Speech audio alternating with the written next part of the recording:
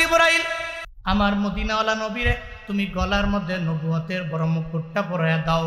আমার নবীর মাথার মধ্যে নবী যে শেষ নবী হয়ে যাবে, আখিরি নবীজির নবুয়তের মালাটা পরাইয়া সূরা আলাকে যখন 5টা আয়াত নবীর উপরে নাজিল করে দেওয়া হলো, আল্লাহর আদেশে যখন 5টা আয়াত নবীর উপরে নাজিল হলো, নবী ওই জায়গা থেকে যখন নিচে নেমে আসলেন, আল্লাহ পাকের কোরআন এটা তো দামি কোনো সাধারণ কোনো কিতাব না রে বাবা, এটা এত পরিমাণে দামি।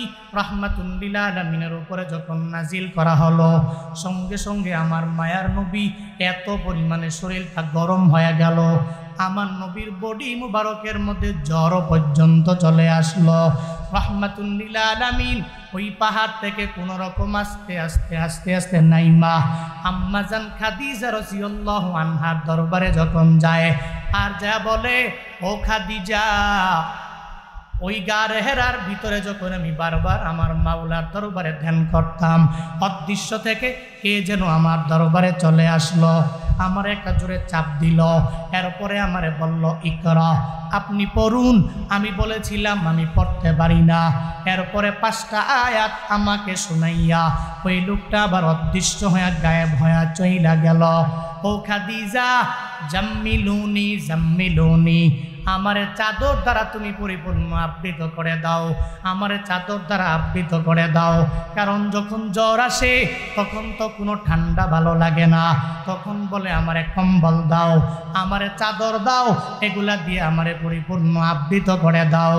আমার পয়গম্বর আম্মাজান খাদিজারে বলে, ও খাদিজা,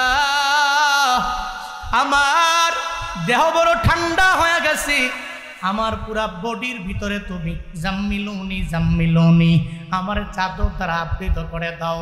বিশাল বড় ঘটনা, রাহমাতুল লিল আলামিনের চাদর দ্বারা আবৃত করে দেওয়া হলো।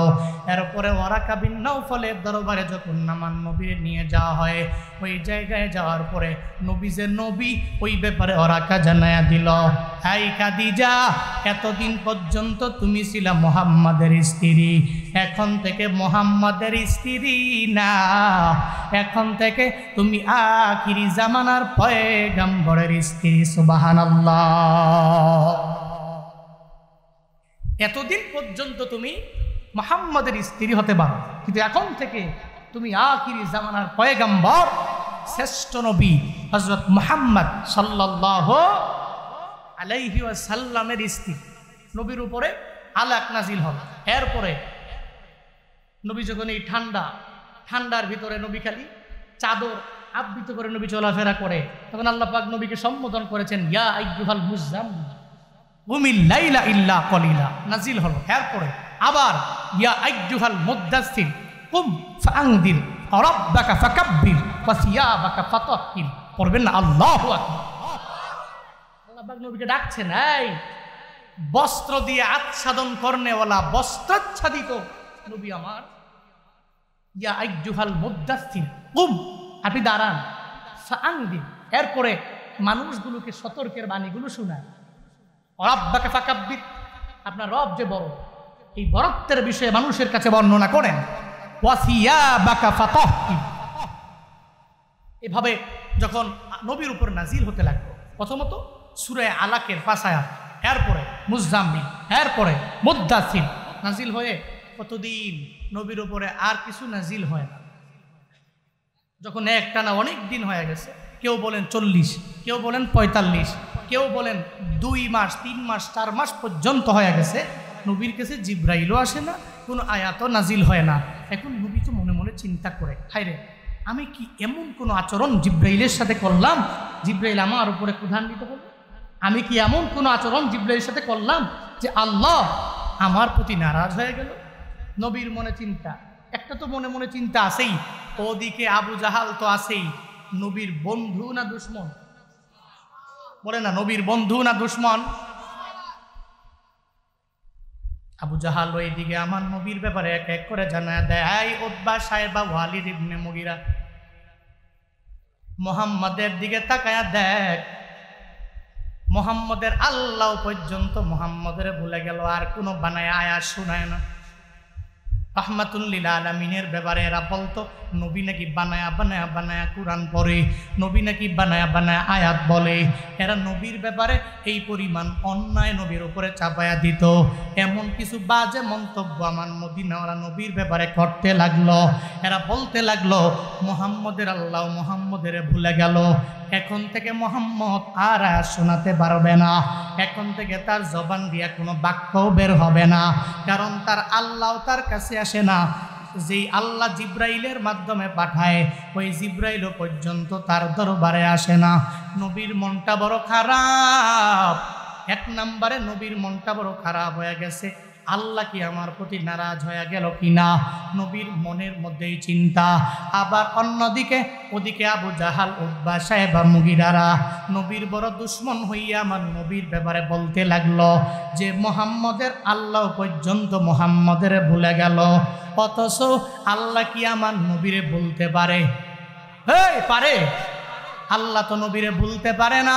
যখন আবু জাহাল, উতবা, সাইবা, মুগিরা সব জায়গায় বলে মুহাম্মদের আল্লাহ পর্যন্ত মুহাম্মদের ভুলে গেল, আল্লাহ কয় ও জিবরাইল যাও যাও আমার নবীর দরবারে চলে যাও, সূরা দোহা নিয়া আমার নবীরে জানায়া দাও দুনিয়ার সব মানুষেরা আমার নবীরে ভুইলা যাইতে পারে, আমি আল্লাহ কশিন কেন আমার নবীরে ভুইলা যাইতে পারি না। দুনিয়ার সমস্ত মানুষ আমার নবীরে ভুলতে পারে, আমি আল্লাহ আমার নবীরে কশিন কেন বলতে পারি না। হাই জিবরাইল যাও যাও আমার নবীর দরবারে সূরা দোহা নিয়ে যাও। নবীর কাছে জিবরাইল সূরা দোহা উপহার নিয়ে আসলেন। এরপরে নবীরে জানায়া দিলেন ওয়াদ-দোহা ওয়াল-লাইলি ইযা সাজা মা ওয়াদ্দাআকা রাব্বুকা ওয়া মা ক্বালা ওয়ালাল আখিরাতু খায়রুন লাকা মিনাল উলা ওয়ালা সাওফা ইউতিকা রাব্বুকা ফাতারদা আলাম ইয়াজিদকা ইয়াতীমান ফাআওয়া ওয়া ওয়াজাদাকা দাল্লান ফাহাদা ওয়া ওয়াজাদাকা আইলান ফাআগনা ফাআম্মাল ইয়াতীমা ফালা তাকহার ওয়া আম্মাস সাইলা ফালা তানহার ওয়া আম্মা বিনি'মাতি রাব্বিকা ফাহাদ্দিস। জিবরাইল আমার নবীর দরবারে আসলেন, আয়েশা সূরা দোহা নবীর উপরে নাজিল করলেন। ও পয়গম্বর আমার, চিন্তা করার কোনো দরকার নাই, আল্লাহ পাক আপনারে কশিন কেলেও ভুইলা যাইতে পারে না। সূরা দোহা আমি আপনার দরবারে নিয়ে হাজির হয়ে গেলাম। এক নম্বরে আমার মাওলা এই সূরার প্রথম দুই আয়াতের মধ্যে আল্লাহ কসম কাটলেন। এক নম্বরে কসম কাটলেন অদ-দোহা, এরপরে দুই নম্বরে কসম কাটলেন ওয়াল-লাইলি ইযা সাজা, মানে এক নম্বরে আলোর কসম, দুই নম্বরে অন্ধকারের কসম। এই দুইটা কসম আমার মাওলা কাটলেন। আল্লাহ কয় ও পয়গম্বর, আলো দিয়ে আমি আল্লাহ বুঝাই দিলাম আপনারে, যখন আপনার দরবারে ওহী নাজিল হলো, ওহী নাজিলের সময় একটা আলোর সময়, এখন অন্ধকারের সময়, এখন ওহী নাজিল হয় না। এর মানে সব সময় এক নাগারে যদি আপনার উপরে ওহী নাজিল হয়ে যায়। এই কুরআন তো এমন কিতাব, যেই কিতাব সহ্য করার মতো ক্ষমতা সমুদ্রের নাই, যেই কিতাব সহ্য করার মতো ক্ষমতা, এই বুঝা সহ্য করার মতো ক্ষমতা কোনো পাহাড়ের নাই। আল্লাহ যদি এটা নবীর উপরে নাজিল না কইরা একটা সমুদ্রের উপরে যদি আল্লাহ নাজিল করতেন, সমুদ্র নিতে পারত না। আল্লাহ যদি এই কোরআনটাকে কোনো মানুষের উপর নাজিল না কইরা আল্লাহ যদি কোনো পাহাড়ের উপরে নাজিল করত, পশ্চিমকালেও ওই পাহাড়টা পর্যন্ত এই কোরআনের বুঝা বহন করতে পারত না। লাউ আনজালনা হাযাল কুরআনা আলা জাবালিল আরাআইতাহু খাশিআম মুতাসাদ্দিআম মিন খাশিয়াতিল্লাহ। আল্লাহ পাক বলেন যদি ওই জাবালের উপরে আমি আল্লাহ নাজিল করতাম তাহলে ওই পাহাড়টা পর্যন্ত চূর্ণ বিচূর্ণ হয়ে যাইত। নবী গো, এই কোরআনটা এত পরিমাণে ভারী, আমি আপনার উপরে নাজিল করলাম, যখন যেটা প্রয়োজন হয়ে যাবে আপনার উপরে আমি আল্লাহ নাজিল করব, চিন্তা করবেন না। আপনাকে জানাইলাম সবসময় তো আলো ভালো লাগে না, অন্ধকারও আবার ভালো লাগবে না। আলোর পরে অন্ধকার, আবার অন্ধকারের পরে অটোমেটিক আলো চলে আসবে। যখন সূর্য ডুবে যাবে এরপরে অন্ধকার আসবে, আবার সকালবেলা যখন সূর্য উদিত হয়ে যাবে এরপরে অন্ধকার আসে কি আসে না? আপনারাই বলেন তো, যদি 24 ঘন্টা একটানা যদি সূর্য ওঠে, একটুর জন্য যদি সূর্য না ডুবে আর একটু যদি অন্ধকার না হয়, আপনাদের কাছে ভালো লাগবে না খারাপ লাগবে? বলেন না, ভালো লাগবে না খারাপ লাগবে? কমিয়া যদি দেখেন যে সারা দিন রাত সূর্য খালি উঠে রয়েছে, আরে আলো আছে, খালি আলোয় আলো আলোয় আলো, অন্ধকার নাই, ভালো লাগবে না, বিরক্ত হবেন আপনি বোরিং ফিল করবেন যে কিরে 24 ঘন্টা খালি একটানা খালি আলোই দেখ, ভাল লাগে না। আবার হ্যাঁ, যদি দেখেন যে 24 ঘন্টায় খালি অন্ধকার, সূর্য উঠেই না, মাঝে মাঝে এমন হয় না যে সারা দিন সূর্য উঠে না, খালি বৃষ্টি পরে পরে পরে পরে এরপরে আবার রাত আসলে অন্ধকার হয়ে যায়। জোহরের সময় সকাল 10টা 11টা 12টা এই সময় মনে হয় মাগরিব হয়ে যাবে ভাব, ওই সময় তো সূর্য উঠলে আলো হওয়ার কথা, কিন্তু সূর্য তো ওঠে না, আলো হয় না, খালি পুরোটা দিন রাত খালি অন্ধকারের মতো। ওই সময় কি আপনাদের ভালো লাগে? কথা বলো না কেন ভালো লাগে? এর মানে বোঝা গেল 24 ঘন্টা আলো ভালো লাগে না, 24 ঘন্টা অন্ধকার ভালো লাগে। সরকারি চাকরি যারা করে এরা 1 সপ্তাহের মধ্যে ডিউটি করে 1 সপ্তাহ, কথা বলো না কেন, 7 দিন ডিউটি করে, বন্ধ আছে না নাই? কয়দিন? শুক্র কয়দিন? শুক্র আর শনি 2 দিন বন্ধ। যাও এই 2 দিন তোমার পরিবারের সময় দাও, ব্যক্তিগত জীবনে তুমি সময় দাও, সুন্দর করে সময় দিয়া আবার কাজে মনোযোগ চলে আসবে, বোরিংটা কেটে যাবে। এরপরে তুমি আবার অফিসে আসো, অফিসে আইসা আবার টানা 5 দিন কাজ করো। এর মানে বোঝা গেল পৃথিবীতে যত জায়গায় যা আছে এর মাঝে একটু একটু বিরতি আছে না নাই? লেজার টাইম আছে না নাই? যারা স্কুলে পড়ে, স্কুলে যে ক্লাস করে 8 ঘন্টা একসাথে, মাঝখানে লেজার আছে না নাই? বিরতির টাইম অবশ্যই আছে। টিফিনের জন্য সময় দেয়, ঠিক আছে তোমাকে লেজার সময় দেওয়া হলো, টিফিন করে এরপরে আবার আসবা। এর মানে মাঝখান দিয়ে একটা বিরতি দিলে এরপরে কাজের প্রতি আবার মনোযোগ আসে, মাঝখান দিয়ে বিরতি দিলে কাজের প্রতি মনোযোগ আসে। এজন্যই তো আল্লাহ দিনের পরে রাত দিয়েছে, দিনে মানুষ কাজ করবে, রাতের বেলা ঘুমে বিভোর হয়ে যাবে, অবসাদ ক্লান্তি সমস্ত কিছু দূর হয়ে যাবে, আবার দিনের বেলা বান্দা তার জীবিকা নির্বাহের জন্য কাজ করবে। আল্লাহ কত মহান, করবেন না? আল্লাহু আকবার। কি সুন্দর ব্যবস্থা আল্লাহ পাক আমার জন্য আপনার জন্য করে দিয়েছে। এজন্য মাঝে মাঝে বিরতি দেওয়া। আল্লাহ পাক নবীকে বলছেন, নবী হে, 1 নম্বরে আলোর কসম, 2 নম্বরে অন্ধকারের কসম। বুঝাইতে চাইলাম আপনার ওহী নাজিলের সময়টা আলোর মাধ্যমে, ওহী বন্ধ হওয়ার সময়টা অন্ধকারের মাধ্যমে, আমি আল্লাহ বুঝাইলাম।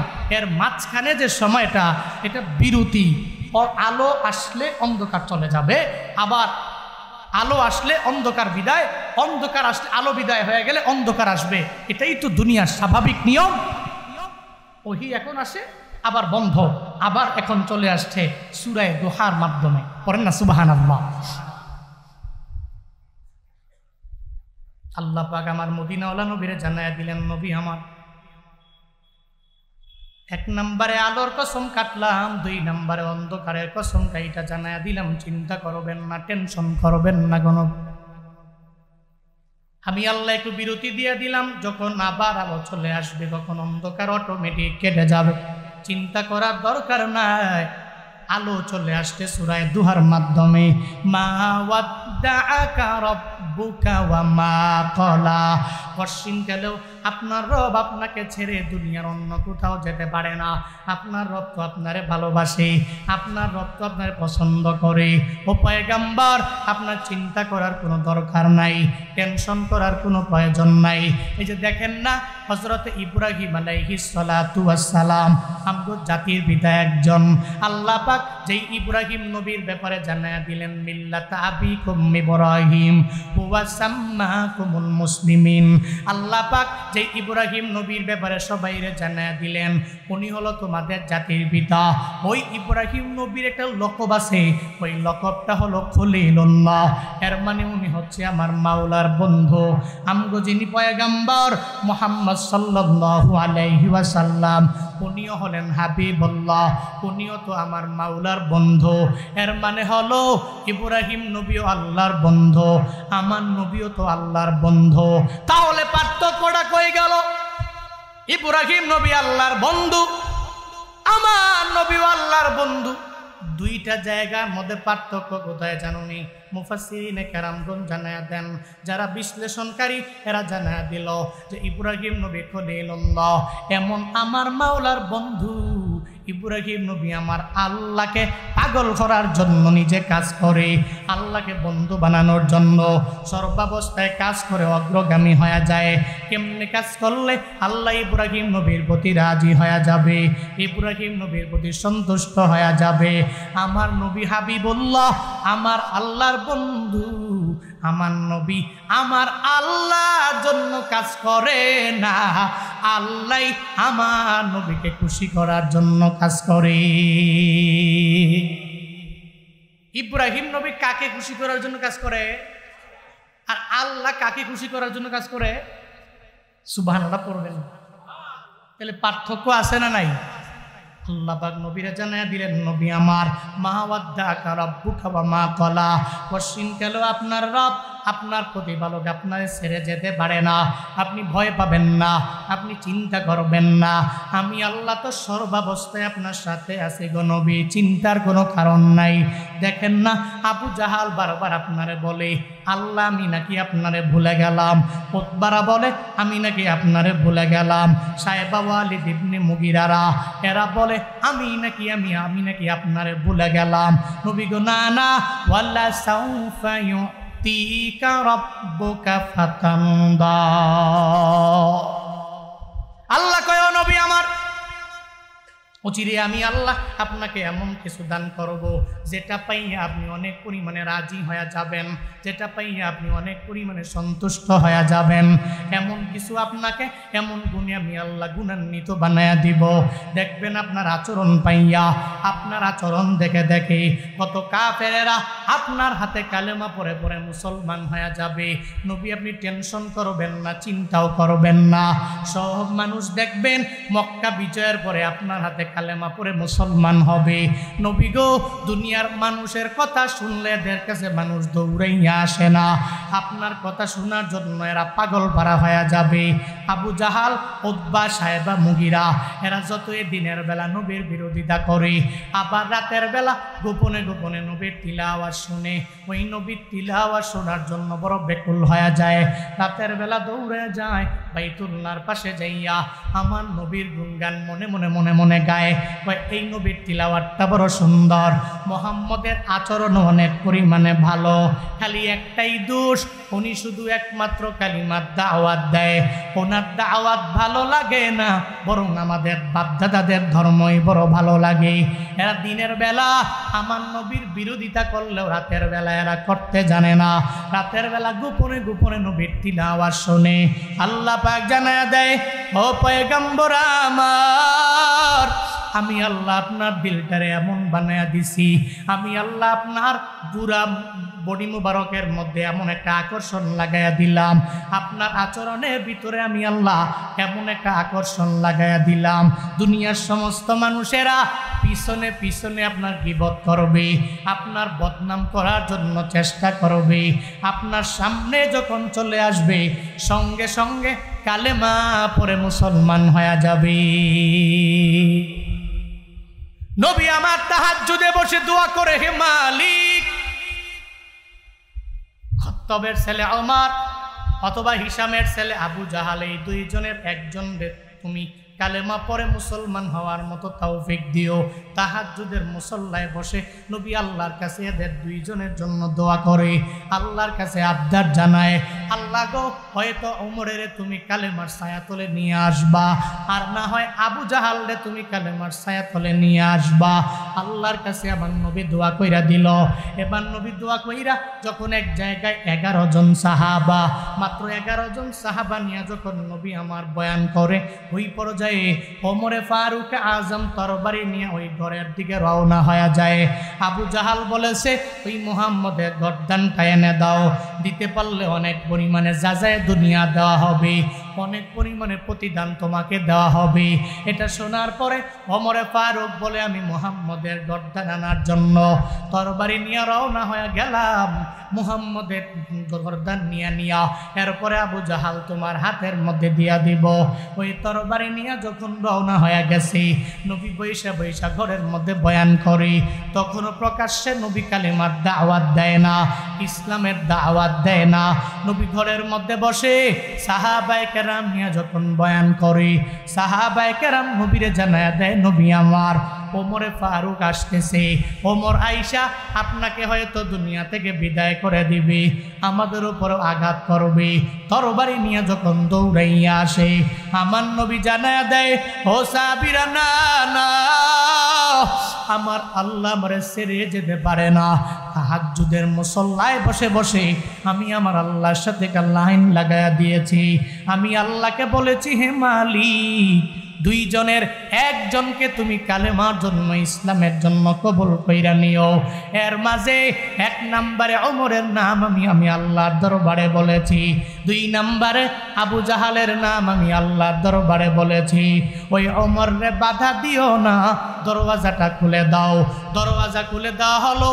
যখন রাহমাতুল লিল আলামিনের সামনে ওমর আসে, ওমর বলে, পয়গম্বর, সারা জিন্দেগি মিলে আপনার এত পরিমাণে বিরোধিতা করলাম, কিন্তু আপনার আচরণ যে এত পরিমাণে ভালো, আপনার ধর্মই তো সত্য, আমারে পড়ায়া দেন লা ইলাহা ইল্লাল্লাহু মুহাম্মাদুর রাসূলুল্লাহ। নবী সাহাবীদেরকে কয়, দেখছো নি ওমর আমারে মারতে আসছে নাকি কালেমা পড়তে আসছে?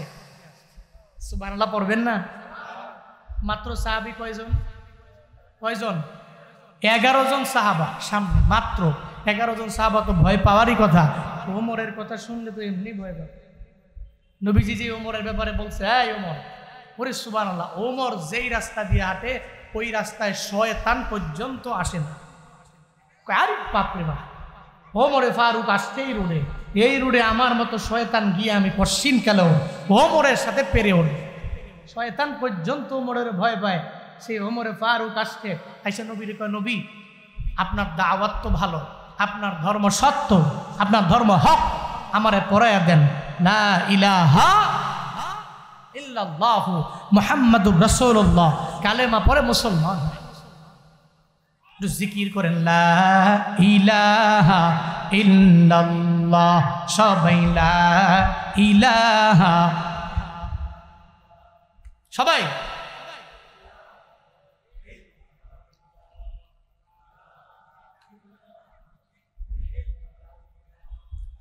লা ইলাহা ইল্লাল্লাহ,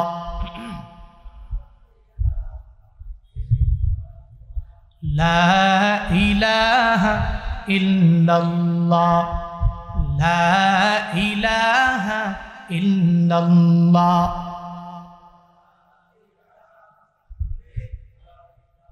ওমরে ফারুক আজম নবীর হাতে কালেমা পড়ে মুসলমান হয়ে গেল। ওমর কয়, পয়গম্বর, কালেমা পড়ে তো এখন মুসলমান হয়ে গেলাম, মানে আমার সহ এখন 12 জন হয়ে গেছে। নবীকে কেন গোপনে দাওয়াত দেন? এখন প্রকাশ্যে দাওয়াত দিবেন, কোনো অসুবিধা হবে না। নবী আপনার ধর্ম কি সত্য না? রাহমাতুল লিল আলামিন জানায়া দেয়, ওমর রে, আমার ধর্ম সত্য, এটা আমি জানি, আমার সব সাহাবায়ে কেরাম জানেন। ওমরে ফারুক বলে, তাহলে নবী আর গোপনে গোপনে দাওয়াত দেওয়া চলবে না, এখন থেকে দাওয়াত প্রকাশ্য হয়ে যাবে। আল্লাহ কয়, নবী গো, তাহাজ্জুদের টাইমের দোয়া আমি আপনার কবুল কইরা নিলাম। ওমর রে, আমি আপনার বন্ধু বানায়া দিলাম। আল্লাহ কয়, পয়গম্বর, আপনার জন্য আমি আল্লাহ এত পরিমাণে আশিক হয়ে গেলাম, যখন যেটা প্রয়োজন আমি আল্লাহ আপনারে দিয়া দিলাম, চিন্তা করবেন না। ওয়ালা সাউফা ইউতিকা রাব্বুকা ফাতারদা। আল্লাহ পাক বলেন, অচিরে আপনার রব আপনারে এমন কিছু দিবে যা পেয়ে আপনি পরিপূর্ণ ভুলে যাবেন, আপনিও পরিপূর্ণ রাজি হয়ে যাবেন এবং সন্তুষ্ট হয়ে যাবেন গো নবী আমার। ওয়ালাল আখিরাতু খায়রুল লাকা মিনাল উলা। আল্লাহ পাক জানায়া দিলেন, নবী হে, প্রথম জীবনের চাইতে শেষের জীবনটা আপনার কাছে অনেক পরিমাণে দামি এবং সম্মানীয় হয়ে যাবে। যেমন মক্কি জীবনে আমার নবীরে এত পরিমাণে কুফফারের আঘাত করলো, এই মক্কি জীবনের পরে মদিনার জীবনে নবী যখন গেলেন, ওই জায়গায় নবীর সুখের অভাব নাই। আল্লাহ পাক আমার মদিনাওয়ালা নবীরে ওই জায়গার মধ্যে সম্মান বাড়াইয়া দিল। মক্কার কাফেররা আমার নবীরে চিনে না। নবী যখন মক্কা থেকে মদিনায় যায়, মদিনায় যাওয়ার পরে ওই সমস্ত এলাকার লোকেরা আমার নবীরে সাদরে বরণ কইরা নিয়ে নিল। তলা আল বাদরু আলাইনা মিন সানিয়াতিল ওয়াদা ওয়াজাবা শুকরু আলাইনা মাদা লিল্লাহি দা। নবীরে পাইয়া মদিনায় সব লোকেরা যখন নবীরে বরণ কইরা নেয়, আল্লাহ কয়, নবী আমার, আপনার মাক্কি জীবনটা যদি একটু কষ্টের হয়ে যাবে, তবে মাদানী জীবনটা আপনার জন্য অনেক পরিমাণে সুখকর হয়ে যাবে।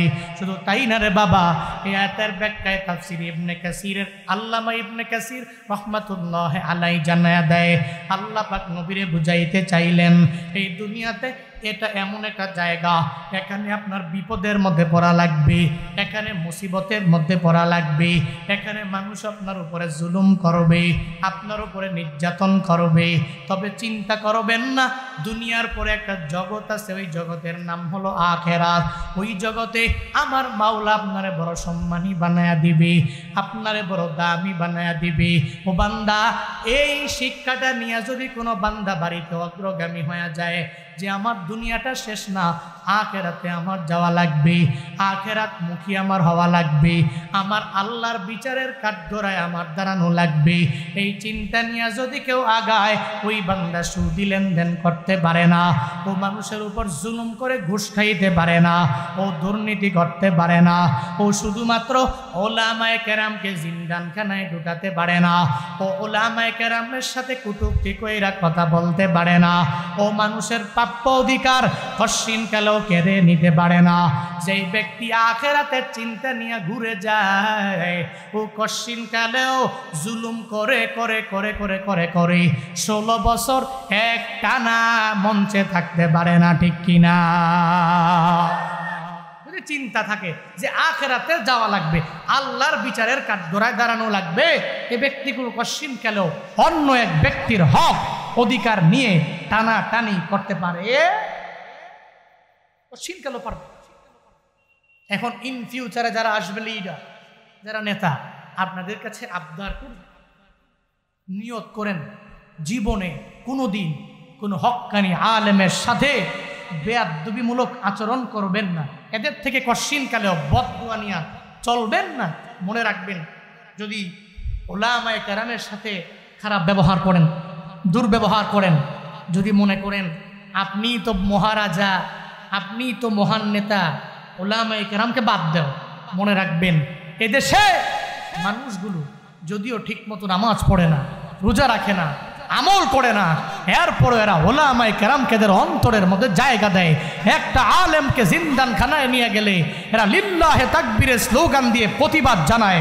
একটা আলেমকে জিন্দানখানা থেকে বের হওয়ার সময়ে এরা সব কোনাবাড়ির ওই যে কাশিমপুরের কারাগারের পাশে গিয়ে ফুলের মালা নিয়ে দাঁড়ায় থাকে একটা আলেমকে রিসিভ করার জন্য। একটা আলেমকে রিসিভ করার জন্য এয়ারপোর্টে যায়।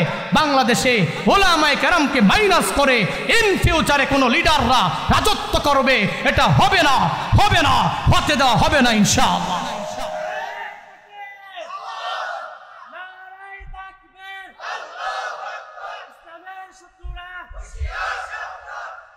মনে রাখবেন উলামায়ে কেরাম জরুরি। আপনি অনেক বড় মহান নেতা, কোরআনের জ্ঞান আপনার ভিতরে নাই, লাভ নাই।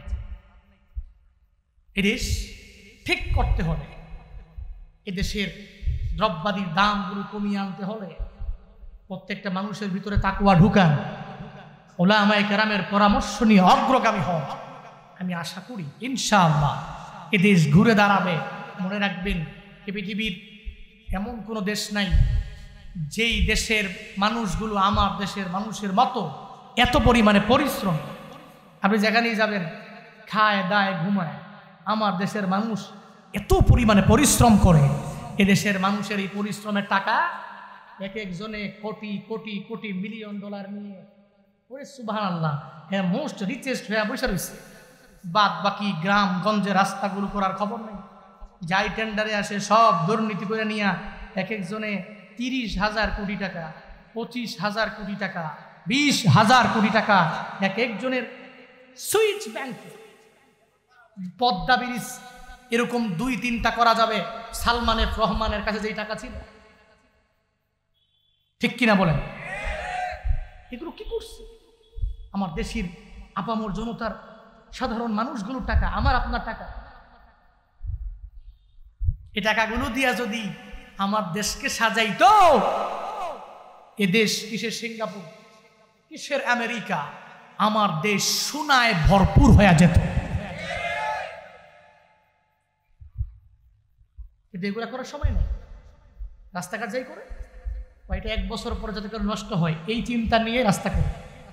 1 বছর পরে নষ্ট হইলেই তো আবার বাজেট হবে, আবার কিছু পকেটে ঢুকানো যাবে, ঠিক কিনা? আমরা সামনে এমন লিডার দেখতে চাই না যেই নেতা জনগণের দুঃখ বুঝে না, যেই নেতা গরিবের দুঃখ বুঝে না। গরিব দ্রব্যাদি কিনতে গেলেই এত পরিমাণে দামের মাত্রা, গরিব ঠিকমতো কিনতে পারে না, ঠিকমতো খাইতে পারে না। যে লিডার জনগণের এই কান্না বুঝে না, পশ্চিমকালে ও বাংলাদেশের কোনো লিডার হতে পারে না। সে লিডার হতে পারে, সে নেতা হতে পারে যে জনগণের কান্না বুঝে, জনগণের প্রতি দরদ আছে। আল্লাহ আমাদের সব ভাইকে এমন একটা লিডার দেশ চালাক, ওই লিডার দেখে যাওয়ার তৌফিক সব ভাইকে দান করেন। আরো জোরে পড়েন আমিন, আর একটু আওয়াজ করে পড়েন আমিন। এ মিয়া, এই যে দেখেন না, এখন নাই, নামও কেউ নেয় না, ডরে নামও বলে না। ডরে নাম বলে না কেন? হের নাম নিলেই তো খাইছে, এলাকায় থাকা যাবে না, কারণ বড়রাই তো পালায়া পালায়া আমার অবস্থায় বুঝি না। মনে আমি মাঝে মাঝে চিন্তা করি, এত টাকা, এত পয়সা, এত বাড়ি, এত গাড়ি, কি লাভ হলো? কি লাভ হলো বলেন? কি লাভ হলো? আপনি আজকে মরেন, আপনার মরণের পরে মানুষ আলহামদুলিল্লাহ লেখবে সমান।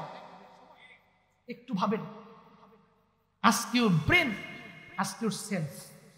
নিজের নিজে একটু বালিশের সঙ্গে মাথাটা লাগিয়ে চিন্তা করে, আমার মরণের পরে যদি মানুষ আলহামদুলিল্লাহ পড়ে, আয় হায়, এ জীবন দিয়ে কি লাভ হলো? অগ্নিকন্যা মতিয়া চৌধুরী শেরপুর 2 আসনের এমপি ছিল, দুনিয়া থেকে বিদায় নিয়ে চলে গেল। মানুষ সমানে কমেন্টে আইসা বারবার বারবার আলহামদুলিল্লাহ পড়ে।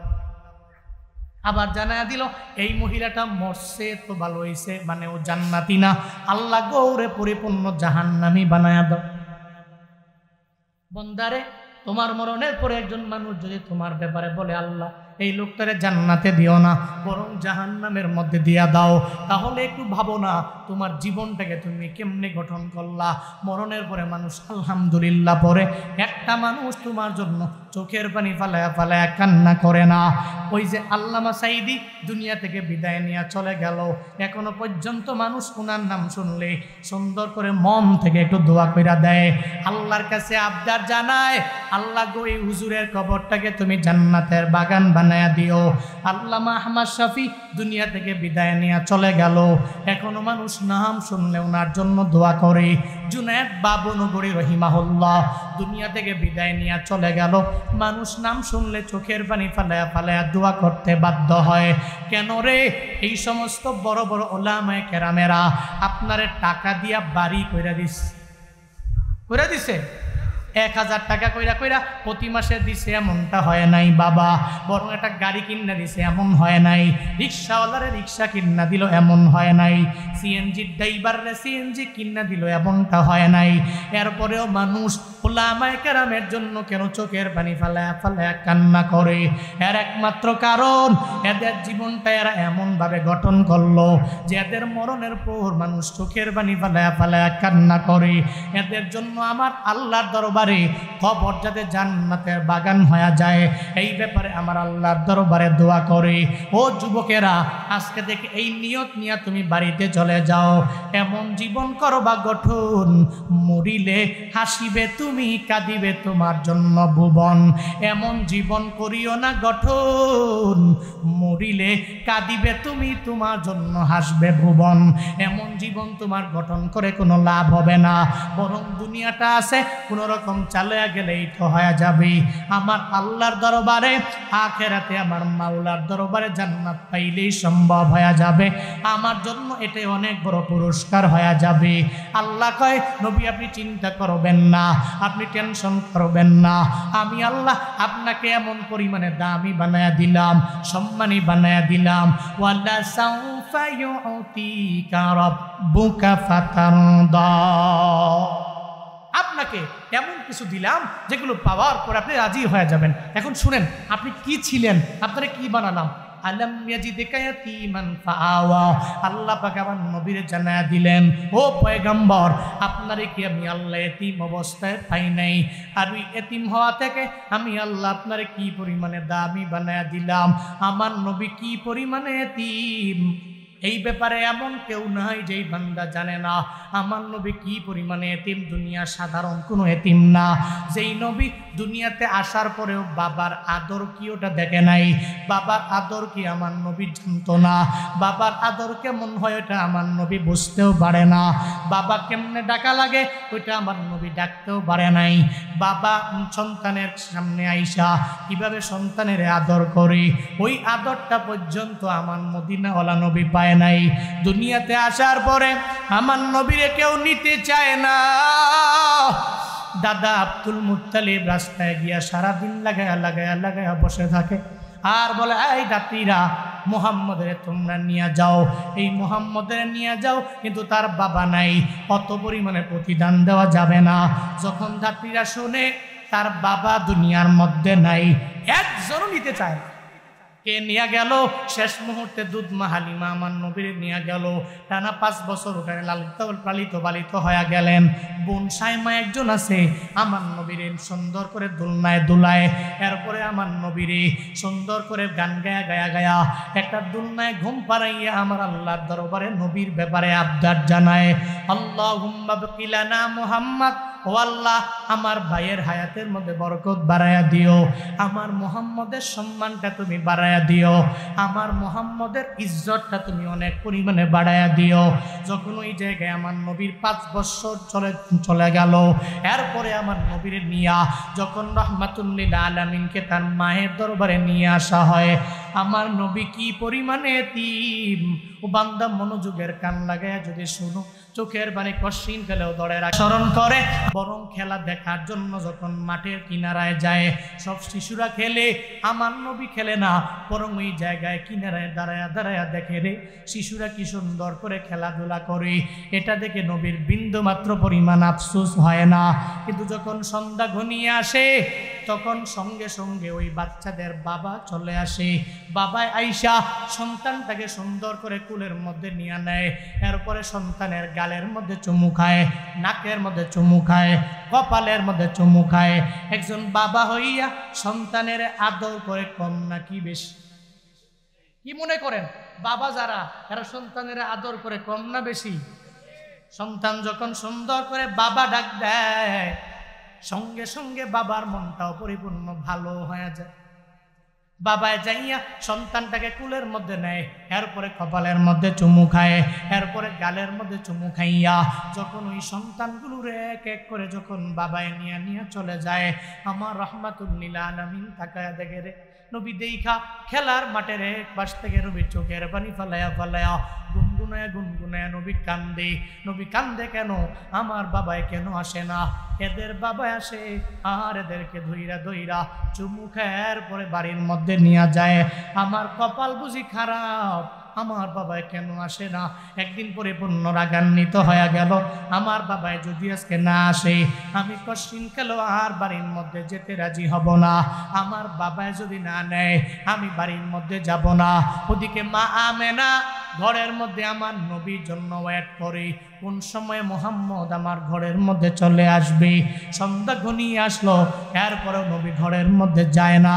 একটা পর্যায়ে যখন সন্ধ্যা শেষ হয়ে গেল, আবার মা আমেনার মনের মধ্যে একটা চিন্তা চলে আসলো, মুহাম্মদের বাবা দুনিয়ায় নাই, মুহাম্মদ যদি হারায়া যায় ওই যাবে কোথায় যাবে?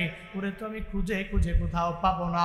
মা আমেনার মনের মধ্যে আমার নবীর প্রতি যখন প্রেম জেগে গেল, দৌড়াইয়া ঘর থেকে বের হইয়া সঙ্গে সঙ্গে এক শিশুরে জিজ্ঞাসা করে, ও শিশুরে, মুহাম্মদের দেখছনি? বলে, মুহাম্মদ নামে চিনি না, তবে দেখছি গো ওই খেলার মাঠের পাশে বৈশা বৈশা একজন ছোট বালক চোখের পানি ফালায়া ফালায়া কান্না করে। মা আমেনার আর বুঝতে বাকি নাই, আমার নবী তো চোখের পানি ফালায়া ফালায়া কান্না করে, এর মানে আমার সন্তানটা মুহাম্মদ খেলার মাঠের পাশে বৈশা কান্না করে। মা আমেনা দৌড়াইয়া যায় আর সন্তানের পাশে যায় বলে, ও সন্তান, মুহাম্মদ রে, ও বাবা, কেন চোখের পানি ফালায়া ফালায়া তুমি কান্না করো? বলো তোমায় কে মেরেছে? আমি মায়ের, তুমি বললে অবশ্যই আমি মা একটা সমাধান তোমারে দিয়া দিব। কে তোমারে মেরেছে আমি মায়ের দরবারে জানায়া দাও। আমার নবী জানায়া দেয়, ও মা, আমার কেউ আমারে মারে নাই, বরং আমি চোখের পানি ফালাইয়া কেন কান্না করি গো মা? সব শিশুরা খেলার পরে এদের বাবা আসলো, এদের বাবা আইসা এদের গালের মধ্যে চুমু খাইল, এদের নাকে কপালে চুমু খাইয়া সুন্দর করে দইরা যখন বাড়িতে নিয়ে গেল, কিন্তু আমার কপাল বুঝিয়া তো খারাপ, আমার বাবা কেন আসে না? আমার বাবা যদি না আসে আমি কশিন কেন আজকে তোমার সাথে ঘরের মধ্যে যাব না। মা আমেনা আমার নবীরে বলে, ও মুহাম্মদ, না না, তোমার বাবা তোমার দরবারে আসবে না, বরং তোমার বাবা যখন তুমি আমার গর্ভের মধ্যে ছিলা ব্যবসা করার জন্য যখন রওনা হয়ে গেল, ওই জায়গায় যাওয়ার পরে তোমার বাবা আজও পর্যন্ত ফিরে আসে নাই। বাবারে, আয় আয় ঘরের মধ্যে নিয়ে যায়, কান্না করিস না বাবার জন্য, আয় আয় ঘরের মধ্যে চলে যায়। আমার নবী কয়, না মা, আমার বাবার কবর যদি আমি জিয়ারত করতে না পারি তাহলে কশিন কেন আমার মনটা ভরবে না, আমার কবর, বাবার কবরের পাশে আমার লইয়া যাও। মা আমেনা রাহমাতুল্লিল আলামিনকে নিয়া আব্দুল মুত্তালিবের কাছে পারমিশন নিয়ে নিলেন। এরপরে ঘোড়ার মধ্যে ওইটা উম্মে আয়মান আমার নবী মা আমেনা দৌড়াইয়া রওনা হয়ে গেল, বাবার কবর জিয়ারত করবে এই উদ্দেশ্য নিয়ে রওনা। আমার নবী যাওয়ার পরে যখন মা আমেনা দেখায় দেয়, দেখ বাবা, ওখানেই তো তোর বাবার কবর, ওই কবরের মধ্যে যাও। এরপরে বাবার কবর দেখে আবার রওনা হয়ে যাও। আমার মদিনাওয়ালা নবী যায় রে, বাবা কবরের মধ্যে যাওয়ার পরে সঙ্গে সঙ্গে আমার নবী বাবার কবরের মধ্যে জোরে জোরে হাত দিয়া থাপ্পড় মারে আর কয়, বাবা কেন তুমি আমারে ছাইরা ছাইরা চলে গেল? সব শিশুদের বাবারা এদেরকে কি সুন্দর করে আদর করে, বাবারে আমার কি একটু আদর নিতে মন চায় না? আমার কি একটু আদর নিতে মন চায় না? আমার কি একটু বাবা বইলা ডাক দিতে মন চায় না? বাবারে তুমি কই গেলা? আমি নবীর দরবারে কেন আসো না? আমি মুহাম্মদের দরবারে কেন আসো না? যখন বারবার আমার নবী কান্নায় বেউস হয়ে যাবে অবস্থা, আল্লাহ পাক জিবরাইল পাঠাইয়া আমার নবীর ওই জায়গা থেকে দূরে সরাইয়া দিল। দূরে সরাইয়া দেওয়া পরে মা আমেনা আমার নবীরে কয়, এই মুহাম্মদ, আয় আয়, দেরি করা যাবে না, চল চল বাড়ির মধ্যে চলে যাই। ঘোড়ার মধ্যে লইয়া যখন উম্মে আয়মান আর মা আমেনা আমার নবী যখন রওনা হয়ে যায়, পথির মধ্যে যাওয়ার পরে এবার মা আমেনা কয়, উম্মে আয়মান রে, আমার কেন যেন পেটের মধ্যে ব্যথা লাগতেছে রে, আমি পেটের ব্যথা আমি সহ্য করতে পারি না রে, একটু ঘোড়াটারে এই জায়গায় স্টপ করে দাও। সঙ্গে সঙ্গে আমার নবীর মাকে সহকারে যখন নবীরে পর্যন্ত ঘোড়া থেকে নামায়া দেওয়া হলো, মা আমেনা মনে মনে চিন্তা ভাবনা করে, আমার মনে হয় আমি দুনিয়া থেকে বিদায় নিয়ে চলে যাওয়া লাগবে, আর মনে হয় দুনিয়ার মধ্যে থাকতে পারবো না। আমার নবীকে লইয়া মা আমেনা বুকের মধ্যে নিয়া নিয়া বলে, মোহাম্মদ রে ও বাবা, মোহাম্মদ রে ও বাবা, হায় হায় জীবনের শেষ বিদায় আমি মারে দিয়া দাও। বাবার কবর জিয়ারত করার জন্য তোমাকে নিয়ে রওনা হলাম। আমার মনে হয় রে আমি দুনিয়া থেকে এখন বিদায় নিয়ে চলে যাব, তুমি আমারে বিদায় দিয়া দাও। নবী চোখের পানি ফালায়া কান্দে আর বলে, মা তুমি কোথায় যাও? আমার বাবা নয়, আমার মাও যদি আমারে সাইরা চলে যায় তাহলে এই দুনিয়া থেকে আমারে দেখবে। আমার নবী এতিম হয়ে গেছে, মা আমেনাও দুনিয়া থেকে বিদায় নিয়ে চলে গেল। এরপরে 8 বছর বয়সে চাচা দাদা আব্দুল মুত্তালিব দুনিয়া থেকে বিদায় নিয়ে চলে গেল। আল্লাহ কয়, আলাম ইয়াজিদিকা ইয়াতীমান ফাআওয়া, নবী গো আপনারে আমি আল্লাহ এতিম অবস্থায় পাইলাম, আবার এতিম থেকে কি পরিমাণে সম্মানিত আমি আল্লাহ করলাম। ওয়া ওয়াজাদাকা দাল্লান ফাহাদা, ও নবী আমি আপনারে পথ হারা পায়া গেলাম, এরপরে পথের দিশা আমি আল্লাহ তো আপনারে দিয়া দিলাম। ওয়া ওয়াজাদাকা ইলান ফাআগনা, ও পয়গম্বর আপনি কেমন ছিলেন ওই জায়গা থেকে আমি আল্লাহ আপনারে কেমন বানাইলাম। আপনি গরিব ছিলেন, আমি আল্লাহ ধনী বানায়া দিলাম, এত সম্মান দিয়া দিলাম, এত মর্যাদা দিয়া দিলাম। ফাআম্মাল ইয়াতীমা ফালা তাকহার, নবী গো আজকে থেকে পরিপূর্ণ কোনো এতিমের সাথে কশিন কেলেও খারাপ আচরণ করা যাবে না, খারাপ ব্যবহার করা যাবে না, এদেরকে ধমক দেওয়া যাবে না। ওয়া আম্মাস সাইলা ফালা তানহার, যারা আপনার দরবারে ভিক্ষা করার জন্য চলে আসবে ওই ভিখারির পর্যন্ত ধমক দেওয়া যাবে না। ও পয়গম্বর, ওয়া আম্মা বিনি'মাতি রাব্বিকা ফাহাদ্দিস, আল্লাহর পক্ষ থেকে আল্লাহ পাক আপনারে যেই পরিমাণ নিয়ামতগুলো দিয়া দিলেন এই নিয়ামতের ব্যাপারে বর্ণনা করে জানায়া দেন, মানুষের জানায়া দেন, আর বলে দেন এই মানুষেরা দেখো দেখো আমার মাওলা আমারে কি পরিমাণে নিয়ামত দিয়া দিল। এই আবু জাহাল, আমার আল্লাহ আমারে ভুলে নাই, আমার আল্লাহ আমারে দামি বানায়া দিছে, আমি এতিম ছিলাম, আমার আল্লাহ আমারে ধৈর্য সম্মানিত বানায়া দিল, আমার মর্যাদা বাড়ায়া দিল। আল্লাহ পাক আমার নবীর আদেশ দেওয়ার পরে নবী সবার দরবারে এই নিয়ামতের ব্যাপারে বর্ণনা করে। সূরাত আদ-দুহা, আমার মদিনাওয়ালা নবীকে আমার মাওলা জানায়া দিলেন, নবী আমার আপনাকে আমার মাওলা ভুলে যাইতে পারে না। ও বান্দারা, তোমার আমার জন্য সূরা দুহা থেকে শিক্ষা কি হবে জানোনি? আল্লাহ মাঝে মাঝে তোমারে আমারে দেওয়ার ক্ষেত্রে বিরতি দেয়, আল্লাহ তোমারে আমারে দেওয়ার ক্ষেত্রে লেইজার দেয়। আল্লাহ লেইজার দিলেই মনে করবা না আমার মাওলা আমারে সাইরা মনে হয় চইলা গেল। আল্লাহ ছেড়ে যায় না, তুমি বিপদে পড়ে গেলে, মুসিবতের মধ্যে পড়ে গেলে দুনিয়ার কেউ পারে না, আমার আল্লাহ এই বিপদ থেকে বাঁচাইতে পারে কি পারে না? এই পারে কি পারে না? তুমি বিপদে পড়ছো, মুসিবতে পড়ছো, দুনিয়ার সব সাইরা চলে গেল, কে আছে বলেন না, কে আছে? সূরাত আদ-দুহা থেকে প্রত্যেকটা মুমিনের জন্য শিক্ষা এটাই। আল্লাহ পাক জানায়া দিলেন আলো আছে তো অন্ধকার আসবে, অন্ধকার চলে যাবে, আবার আলো আসবে, চিন্তা করার দরকার নাই, টেনশন করবা, বরং তোমার মাঝে মাঝে লাইফে অন্ধকার আসতে পারে, তুমি এটা মনে করো না অন্ধকার আসা মানেই মৃত্যু পর্যন্ত মনে হয় এই অন্ধকারের মধ্যেই থাকা লাগবে, না, এই অন্ধকারের পরে আবার আলো আছে না নাই? ইন্না মাআল উসরি, বলে না ইন্না মাআল উসরি ইউসরা, নিশ্চয়ই দুঃখের পরে এই মিশন নিয়ে, এই থিওরিটা নিয়ে বাড়ি যাবেন।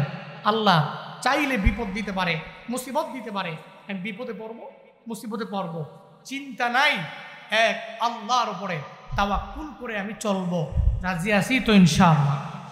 জীবনে কোনোদিন কোনো এতিমকে ধমক দিব না, এটা পারবো ইনশাআল্লাহ।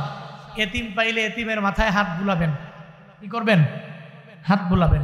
এতিমের মাথায় হাত বুলাইলে লাভ আছে না নাই? এতিমের মাথার চুল পরিমাণ সওয়াব আল্লাহ পাক আপনার আমল নামায় দিয়া দিবে। সুবহানাল্লাহ। বাড়ি যেয়ে কইেন জীবনে কোনোদিন এতিমকে ধমক দিবেন না। যারা সায়েল ভিক্ষা করে এদেরকে ধমক দিবেন, মনে করবেন এ ব্যক্তি ভিক্ষা চেয়েছে আমার কাছে, আল্লাহ তো এই ব্যক্তির পর্যায়ে আমারে নিতে পারত, আমাকেও আল্লাহ চাইলে ভিক্ষুক বানাইলে পারত। আল্লাহ আমাকে মায়া করছে, আমারে ভিক্ষুক বানায় নাই। আল্লাহ আমারে এমন অ্যাবিলিটি দিচ্ছে মানুষের কাছে আমার হাত পাতা লাগে নাই।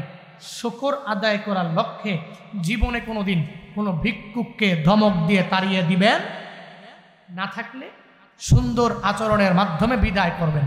পারবেন তো ইনশাআল্লাহ? সর্বহালাতে আল্লাহ পাক আপনাকে যে নিয়ামত দিয়েছেন এই নিয়ামতের শুকর গুজার, এই অনুগ্রহের ব্যাপারে মানুষের কাছে বলবেন, ভাই আল্লাহ আমাকে নিয়ামত দিস, আলহামদুলিল্লাহ। আল্লাহ আমাকে ধনী বানাইছে, আলহামদুলিল্লাহ। আল্লাহ আমাকে চলার মতো তৌফিক দিয়েছে, আলহামদুলিল্লাহ। সূরাত আদ-দুহা থেকে এই শিক্ষাগুলো বাস্তব জীবনে গিয়ে আমরা লাগাইতে পারবো তো ইনশাআল্লাহ? কে কে পারবো? দুটো হাত তুলে আল্লাহকে দেখেন। লিল্লাহে তাকবীর। আল্লাহ প্রত্যেককে কবুল করেন, মঞ্জুর করেন। সূরাত আদ-দুহা থেকে শিক্ষা নিয়ে বাড়িতে গিয়ে বাস্তব জীবনে আমল করার তৌফিক আল্লাহ আমাদের সব ভাইকে দান করেন, সকলেই পড়ি আমিন। ভাই সব আমার কাছে আবদার করা হয়েছে এই মসজিদের জন্য একটা রুমাল যাবে মসজিদের কাজের জন্য। এই মাহফিলে একজন ভাই উঠেন না, এতক্ষণ যারা উঠছেন এখন উঠেন না। এখন দোয়া দিয়ে দিব, দোয়া দিয়ে এরপরে আমরা একসাথে যাব ইনশাআল্লাহ। আপনাদের কাছে রুমাল একটু, আপনাদের কাছে রুমাল নিয়ে যাবে। রুমালকে কে নিয়ে যাবে?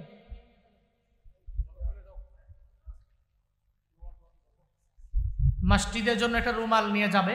আমাকে আবদার করা হয়েছে হুজুর মসজিদের জন্য কিছু হইলেও একটা রুমাল দিয়ে যে যা পারে একটু একটু রুমালের ভিতরে অল্প হইলেও দিয়ে দিবেন। আল্লাহ পাক রব্বুল আলামিন আমাদের প্রত্যেকের, হ্যাঁ জান যে একজন গেছে তো দেন, একজন ব্যক্তিও খালি হাতে ফিরবেন না।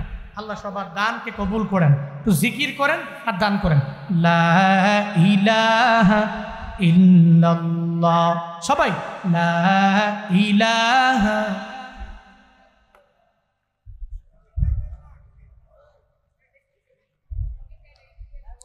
লা ইলাহা ইল্লাল্লাহ।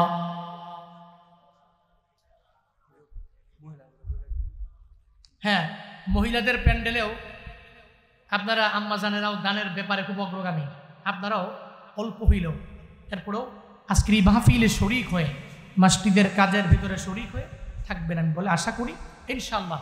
আল্লাহ মা বোনদের দানকেও কবুল করবে বলে ইনশাআল্লাহ।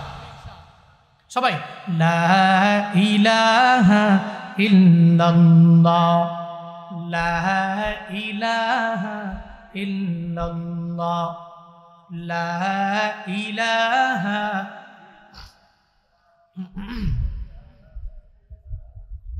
ইল্লাল্লাহ, লা ইলাহা ইল্লাল্লাহ, লা ইলাহা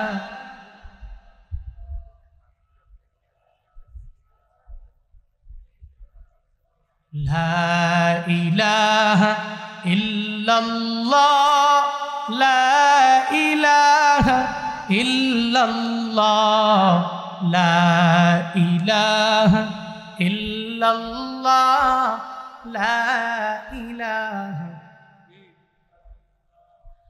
লা ইলাহা ইল্লাল্লাহ, লা ইলাহা।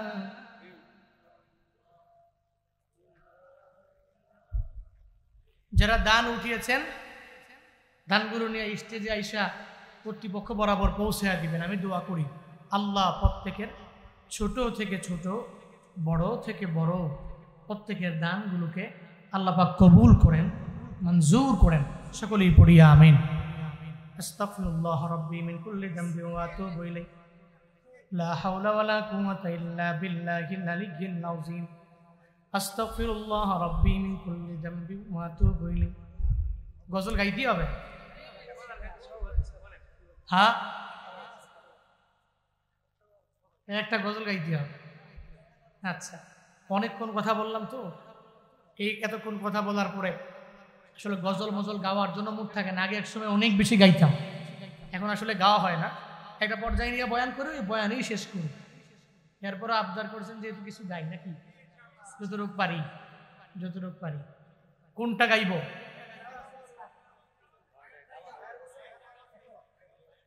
হ্যাঁ,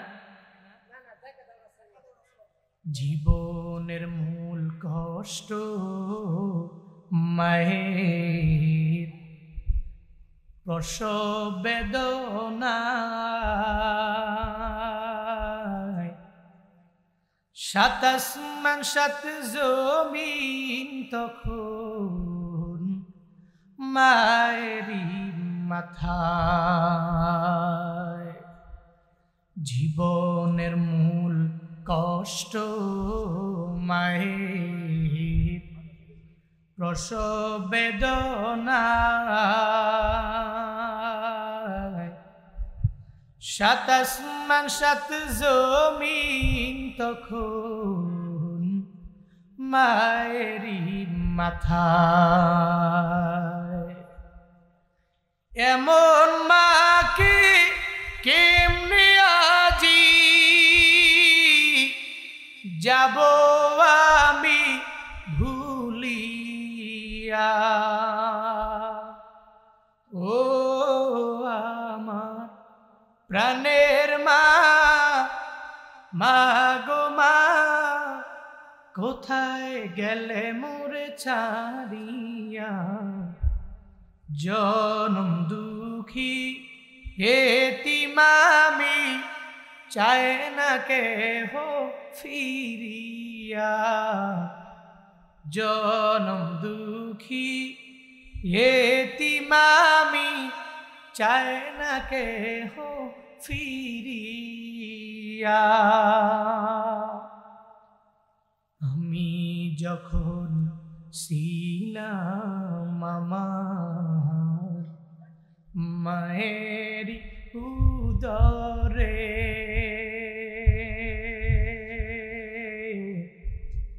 চলাফেরা করতেন যে মায় কত কষ্ট করে। আমি যখন ছিলাম আমার মায়ের উদরে, চলাফেরা করতেন যে মায় কত কষ্ট করে। আমার সুন্দর মুখ দেখে মায়ের, আমার সুন্দর মুখ দেখে মায়ের ব্যথা যায় দে হাসায়া। ও আমার প্রাণের মা, মা গো মা, কোথায় গেলে মোরে ছাড়িয়া। জনম দুঃখী এতিম আমি, চায় না কেহ ফিরিয়া। জনম দুঃখী এতিম আমি, চায় না কেহ ফিরিয়া। জনম দুঃখী এতিম আমি, চায় না কেহ ফিরিয়া।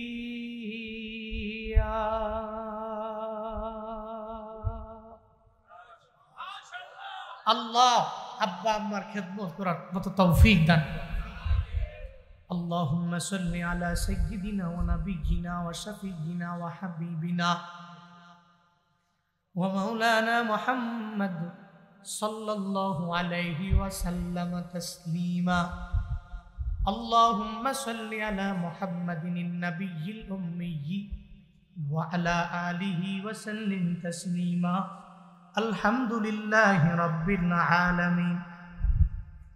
والصلاة والسلام على سيد الأنبياء والمرسلين وعلى آله وأصحابه أجمعين يا أرحم الراحمين يا أرحم الراحمين يا أرحم الراحمين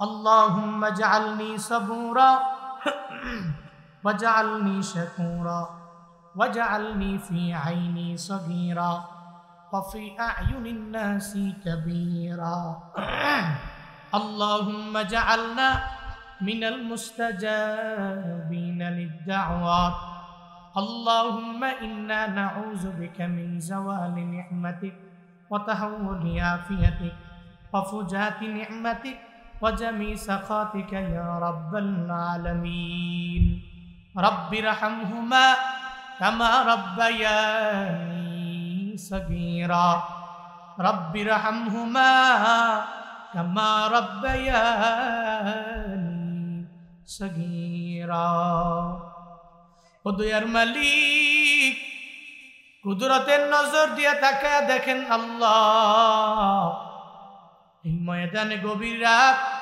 আপনার কতগুলো আশিকিন জাকিরিন শাকিরিন বান্দা লই আমি বড় গুনাহগার আমার মতো গুনাহগার আসমানের নিচে জমিনের উপরে কেউ নাই জিন্দেগি রাশি রাশি গুনাহ লইয়া পাহাড় পরিমাণ গুনাহ নিয়া তোমার বান্দাগুলোরে নিয়া যেই গভীর রাতে মানুষগুলো ঘুমায়া যায় মানুষের দরওয়াজা বন্ধ হয়ে যায় হায় আল্লাহ তোমার বান্দাগুলো তোমারে ভুলে নাই নিজের ঘরেও যায় নাই এই গভীর রাতে তোমার দরওয়াজায় হাজির হয়ে গেছেন আল্লাহ গো জিন্দেগিতে যত বড় বড় গুনাহ আমরা করলাম রে মাওলা জিন্দেগির সব গুনাহগুলো তুমি নিজ গুণে ক্ষমা কইরা দাও ও আল্লাহ দুনিয়ার ভিক্ষুক এক দরওয়াজায় ভিক্ষা না পাইলে আরেক দরওয়াজায় যায় ওই দরওয়াজায় ভিক্ষা না পাইলে আরেক দরওয়াজায় যায় ওই দরওয়াজায় ভিক্ষা না পাইলে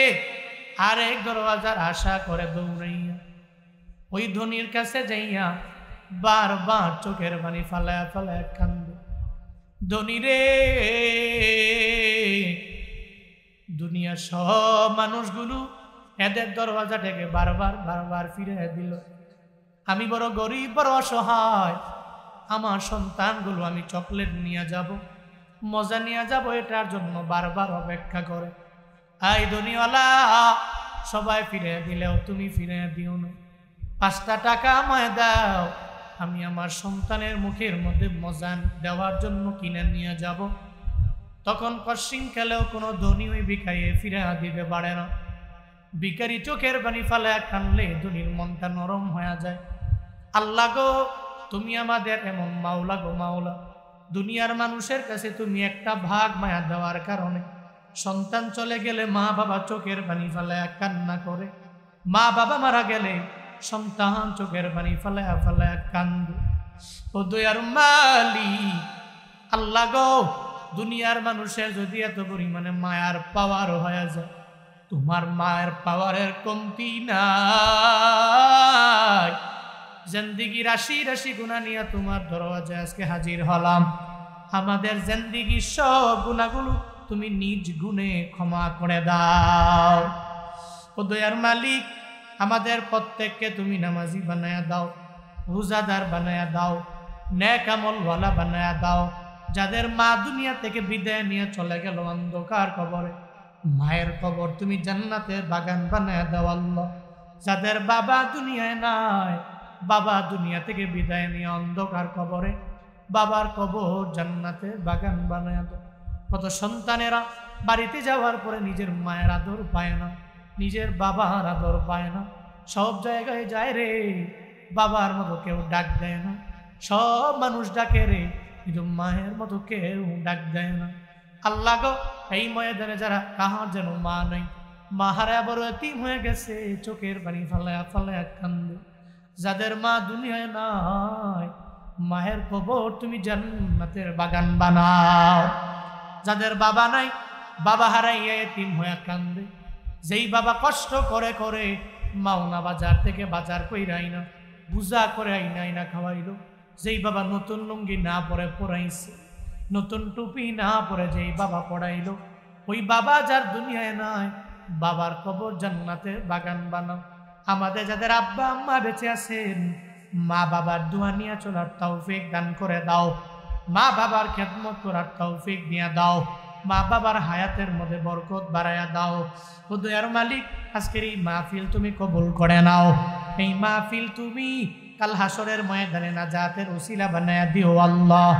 আমাদের সব ভাইকে আজকের এই মাহফিল থেকে শিক্ষা গ্রহণ করে বাস্তব জীবনে আমল করার মতো তৌফিক তুমি দান করে দাও। ও দয়ার মালিক, পুরা দেশে আমরা দৌড়াই, অ্যাক্সিডেন্টের হাত থেকে তুমি বাঁচায়া রাখিও। রমজান পর্যন্ত প্রোগ্রামগুলো সুন্দরভাবে আঞ্জাম দেওয়ার তৌফিক দিয়া দিও। ও আল্লাহ, নবীজির উসিলায় তুমি আমাদের দোয়া কবুল কইরা নাও। আয় আল্লাহ, ইউসুফ দোয়া চেয়েছে ইউসুফের মায়ের জন্য রে মাওলা, তার মাকে পরিপূর্ণ সুস্থতার নিয়ামত দিয়া দাও। আয় আল্লাহ, এই মসজিদ কমিটিকে তুমি কবুল করে নাও। মসজিদ কমিটিকে আয় আল্লাহ ইসলামের জন্য, দিনের মেহনতে কবুল করো। তোমার হাতে সফর্দ করে গেলাম, তুমি প্রত্যেকের জামিনের জিম্মাদার হয়ে যাও। কত মা বোনেরা আমি গুনাহগারের সাথে হাত বাড়াইলো, মা বোনদের মনে কি আশা, প্রাণে কি ব্যথা আমি জানি না। মা বোনদেরও আবেদা বানায়া দাও, মা বোনদের জাহেদা বানায়া দাও। রাবেয়া বসরির মতো ওলিয়া তুমি বানায়া দাও রে মাওলা। ওয়া সাল্লাল্লাহু তাআলা আলা খায়রি খালকিহি ওয়া আলা আলিহি ওয়া আসহাবিহি আজমাইন। আমিন আমিন আমিন বিরহমাতিকা ইয়া আরহামার রাহিমিন।